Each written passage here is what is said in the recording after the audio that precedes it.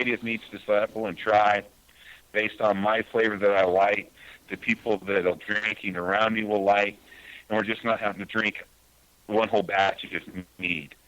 And we're able to sample many different styles and stuff as they age and cure. I think one of the cool ones we make is we boil the honey and we drop Tootsie Rolls in it. And we do the Tootsie Rolls and the brochet, and that way we make the Tootsie Roll mead. And that's like one of our Halloween ones, right? Halloween, we do Tootsie Rolls, we do Nerds, and some stuff like that. Easter, we were going to try Peeps. Let me take you back Peep to mead. Let me take you back to the beginner mead maker. If I'm a beginner mead maker and I want to make let's say a Mountain Dew mead, whatever flavor that Mountain Dew mead is, do I put the Mountain Dew in the primary, or do I wait and then put it in the secondary? So here's my Mountain Dew recipe. Okay. I'm taking 3 pounds of honey, and I put it in a 1 gallon jug, a glass jug. Okay. And then I take and I open up Mountain Dew, and I let the Mountain Dew sit open for almost 48 hours to 72 let the hours. CO2 get out, right? Yeah, I want it to go flat. That's a 2-liter Mountain Dew. Yeah, I want the meat. Or you can pop open a whole bunch of cans if you want. The object is you want the soda to be flat. Okay. So that way, and then I take my little saucepan and I pour in 2 cups of Mountain Dew in the saucepan and I warm it up. That way the Mountain Dew's warm enough to when I pour it over the 3 pounds of honey, it dissolves the honey. Okay. And then I go ahead, and once the honey's dissolved to where it's not sticking everywhere and I have clumps at the bottom of my jug, I go ahead and I pour it and I fill it up with Mountain Dew. And then I shake it like a paint mixer. I just take that 1 gallon jug and shake it like a fat kid with cake. Like a fat kid? Is that what you just said? A fat kid with cake? Yeah. That's hilarious. That is what he just said. That's what- pretty funny. Right, because you're just moving everywhere. I'm a big guy, so I do the truffle shuffle when I shake my jug. Okay. The truffle So shuffle. I just shake. I love it. Then I open up the jug. Well, the girls and the Australian can attest to that. I'm not a small person, so I'm right there with you. Go ahead. So after I mix Mountain Dew up in that jug, there's usually only about 2 inches of head space. And then I leave that jug open for 24 hours. I make sure that the jug gets room temperature. And then I pour in my yeast. And, the yeast that I like the best is that was going to be a question I was going to ask you. What are you? I'm using the Red Star champagne yeast. Wow, that's a powerful yeast. All right, well, it has, Mountain Dew's in there, the honey's in there. It's a lot of sugar. So I'm using the champagne yeast to eat as much sugar as it can, cause it's really super sweet. If you mix that honey and that Mountain Dew and you take a sip, right, your teeth fall out. Yeah, they do. Absolutely. Like right there on the spot. There's no question. They just jump right out of your head because they're just like, ah! There's a 1.105 at least right there. Yeah, it's when it settles out, it's about 17% when it's all done. Wow. Oh right? my. Because it eats all that sugar. But the one thing about it that I have found out is you get all the caffeine and all the alcohol, right, by using the champagne yeast. So the caffeine from the Mountain Dew stays in the drink, as well as the sugar eats all that. All the yeast eats that sugar. So I'm sitting around about 17% with all that caffeine. It's a little syrupy, right? But I've let it sit for about 90 days. It blends out really good. You put some ice in a nice goblet. You pour that mead over it. People that really like drinking Mountain Dew pick it out right away. They're, oh, man, this is awesome, right? It's just like the Mountain Dew I have at home. but it's a little flatter. If you let it sit with the champagne yeast and don't really cold crash it, you can make it do the bubbling splash like a champagne when you pop the corks. All right, so it looks like a science experiment in the black light because it's the green bubbles coming up through it. So, I mean, there's some cool stuff you can do with it, but that's my recipe, 3 pounds. I'm adding 3 pounds of clover honey. I'm adding a 2-liter bottle of flat Mountain Dew, and I'm using a Red Star champagne yeast. I'm looking at about a 60-day, 1-gallon turnaround, and I'm drinking it in 90 days. And if I let it age, I let it age for 120 days was the last bottle, and it turned out really super good. People really enjoyed it. Wow, so you're starting out with a flat bottle of Mountain Dew. So are you carbonating that at the end, or are you just drinking it still? No, we drink it still. I haven't force carbonated anything in a while. Okay. I think it would be pretty cool if you force carbonated it. I mean, it would pop and it'd be like a Red Bull with alcohol, man. It's like a Red Bull and vodka at that point. Yeah, a little. I think it would taste better than a Red Bull. That's for damn sure. God, yeah. Almost anything tastes better than a Red Bull. Have you ever had the caffeine level tested? Everything tastes better than Red Bull and vodka, except if you, like me, have walked into a club at 4 o'clock in the morning, and then at 1 o'clock in the afternoon, all of a sudden you're having a Red Bull and vodka. Oh my God, that is awesome!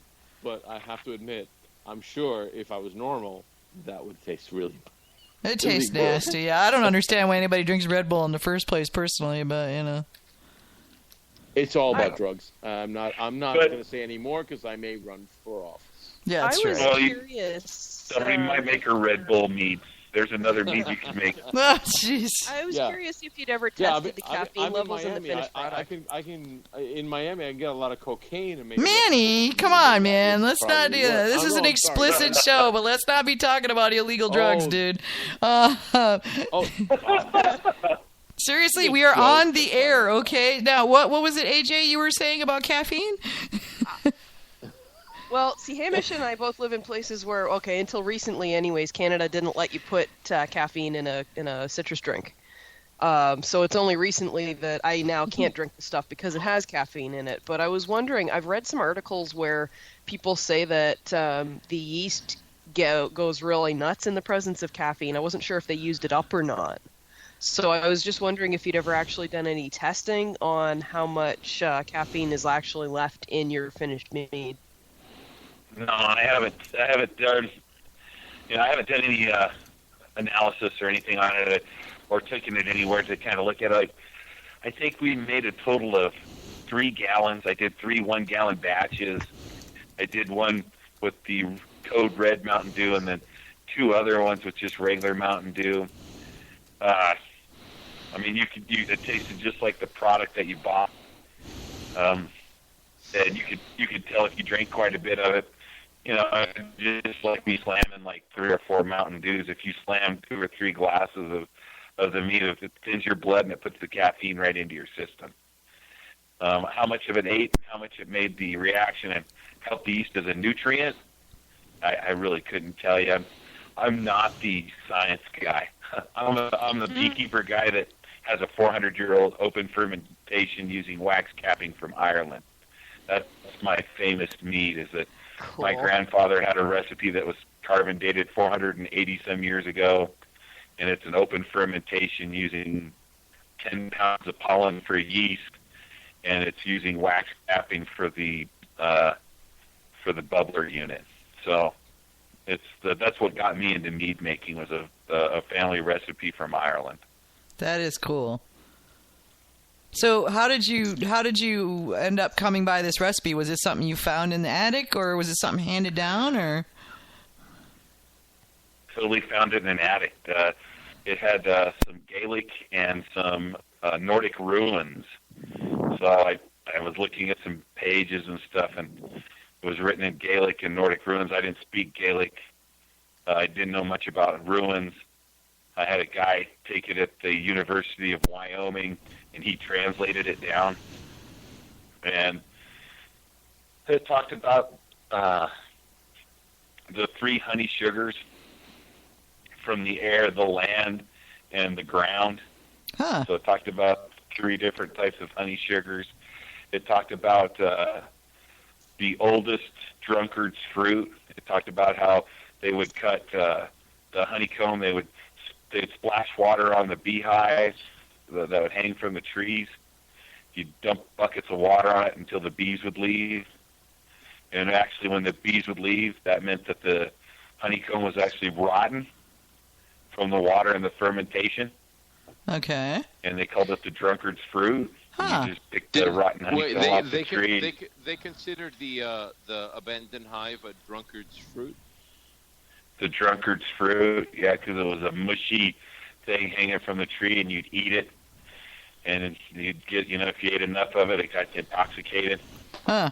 Oh, because they were eating the wax parts, yeah. Yeah, they were just eating the whole thing. It was, when you're fermenting a 5-gallon batch, think of that 5-gallon batch the size of a thimble. Whoa. Right, so it only takes a little bit of honey, a little bit of water, and the natural pollen that's in the tree, and it ferments in a week's time. So you have a whole bunch of those little cups, which would be the honeycomb, and it was fermenting, and you just pulled off that mushy comb and ate it, and it got you intoxicated. And it's called the drunkard's fruit. Huh. Interesting. The recipe talked about rolling fermentation, and basically you have a big brass or bronze bottom kettle that you set over a fire. The fire kept the kettle at around 70 degrees constantly, and you'd throw wax comb in it. You would throw honeys and fruits in it, and as it would ferment, the wax capping in the center would rise, and when the wax capping would fall, that means fermentation was done. Huh. Then you would just add more of the wort, or the honey and water and fruit mix into it. Due to the fact the alcohol was higher and the sugar content was lower in the batch, the alcohol would overflow the sides into buckets. The buckets then were capped or chugged, and over a year's time period, you drank that because the fermentation would be completely done, and you got drunk. And it was a constant rolling fermentation. You just kept adding flavor to the yeast, flavor to the yeast, flavor to the yeast. Huh. Continuous fermentation. Yeah. So, and then the last part of the book talked about this recipe came from the Vikings that came to our island, and they only left 2 things here: their dead bodies and this fantastic recipe for mead. And that's where I got my recipe. Was a old recipe of open fermentation using a wax bubbling unit for constant rolling fermentation. I thought I heard David speak up there a minute ago. David, you're so quiet all the time. So. Yeah, I was asking if by chance that translation was posted online. Yeah, I think we're all wondering that. Is it available? No, actually, it's in a docket at a bank, and it's in my 3 kids' names. And if the kids want to sell, I went when I was over in Spain, learning about some Perone hive use and stuff about beekeeping. I had some. A gentleman drank it. He asked about it. He said, "There's only one other open fermentation I know about that's kind of like this. It's from another guy in Pakistan." Uh-huh. He says, "How much would you want for that recipe?" And I said, "I don't know. What would you give for it?" And he says, "It'd probably give you about $1.2 million for the full copyright." Whoa. At which point you locked it up, right? Open fermentations. Well, I didn't know what I had at the time until my dad says, "Well, I guess that's something that we can make." But, the recipe calls about Nordic icing. So we even ice the mead to bring up the alcohol content. Oh, wow. And stuff. So it has a lot of stuff in it. Icing it to like make freeze it the way it is. concentration? That's what he's talking about. Freeze concentration. Freeze concentration, you mean? Yeah. Cool. We just put it in big batches and freeze it, and every 4 hours you skim the ice off of it. Okay. Wow. And then you use that ice. I did that with a batch of maple mead, actually, and made maple mead liqueur. So it's in my kid's name in a vault in a bank, and if the kids ever want to sell it to do something with it when I'm gone and it's theirs, they can do whatever they want with it. Hopefully I'll be able to get the we put our permit in for the underground